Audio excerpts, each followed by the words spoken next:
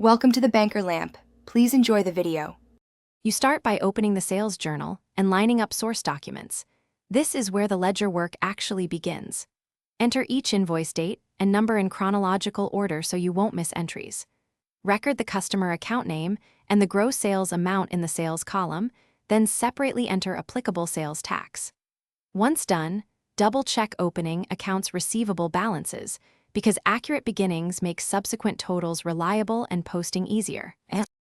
Continue by entering each transaction's detailed allocation. Put product/service amounts in sales and split taxable from non-taxable items so tax reporting is clean. Calculate tax per invoice at the correct rate and enter it in the tax column. This prevents later adjustments.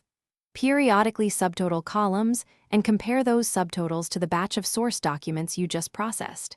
If counts match, you can confidently post totals to accounts received. Finish by totaling each column and posting those column totals to the general ledger. Credit sales tax payable, and debit accounts receivable for the gross amount.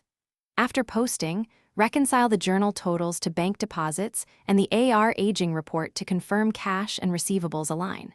If numbers differ, trace back to the specific invoice or entry.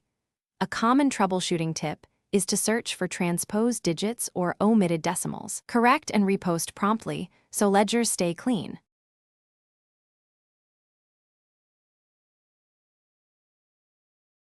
Thanks for watching. If this was helpful, leave a like and consider subscribing. See you next time.